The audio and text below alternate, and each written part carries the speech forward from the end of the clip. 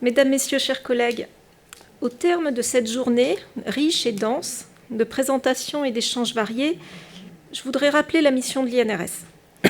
Contribuer à la prévention des risques professionnels et à l'amélioration des conditions de travail. Et revenir, sous ce prisme de la santé-sécurité au travail, sur quelques points marquants évoqués au cours de la journée. En premier lieu, le COBO offre des promesses en termes de soulagement des contraintes physiques pour les opérateurs et de productivité. Mais le COBO, n'est ni un objectif ni un miracle. C'est un équipement de travail. Et l'introduction d'un COBO dans l'entreprise doit répondre à un besoin vrai et ne peut se limiter à l'effet vitrine de la nouvelle technologie. Il faut peser, bien en amont, les avantages et les inconvénients de la robotique collaborative en entreprise.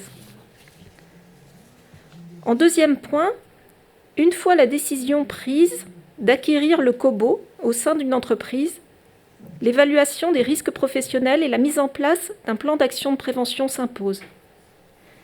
Le caractère nouveau, innovant de l'application de robotique collaborative et les discours enthousiastes des fabricants et des intégrateurs ne sauraient exonérer l'employeur de ses obligations en matière de préservation de la santé et sécurité de ses salariés. Cette démarche de prévention des risques professionnels s'organise classiquement en deux temps: l'évaluation des risques et la mise en place d'un plan d'action. L'évaluation des risques professionnels doit être objective et complète. On a beaucoup parlé aujourd'hui des risques liés au contact homme-robot, les risques de choc et d'écrasement.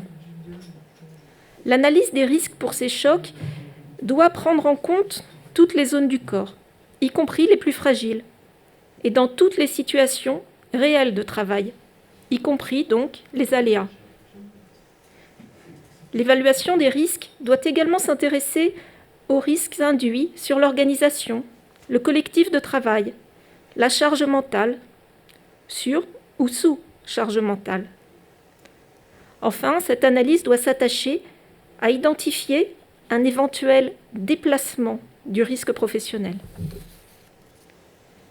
Une fois l'évaluation des risques professionnels effectuée, un plan d'action de prévention doit être défini et mis en œuvre. Ce plan d'action doit être adapté aux situations réelles de travail, tant au plan technique, on a parlé de limitation des vitesses, de vérification des temps d'arrêt, de zones de contact, qu'au plan organisationnel, y compris avec la formation et l'implication des opérateurs. Cette implication est utile et nécessaire dès le début du projet d'intégration du COBO, de l'analyse du besoin aux spécifications, intégration, mise en production, suivi d'activité et retour d'expérience, sans oublier la maintenance. En troisième point, je souhaite mentionner la nécessaire démarche d'intégration qui ne doit être ni improvisée ni sous-estimée pour une bonne acceptation de ces COBO en entreprise et pour une utilisation en sécurité physique et psychique de ces technologies.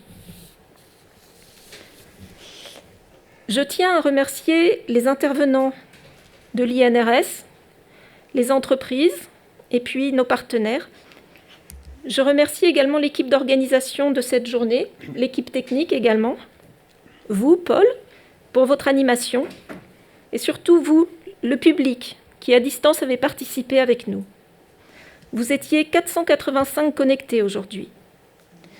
J'espère que vous y avez trouvé de l'intérêt et des informations et outils qui vous aideront à développer, déployer, intégrer, utiliser ces applications de cobotique collaborative en sécurité.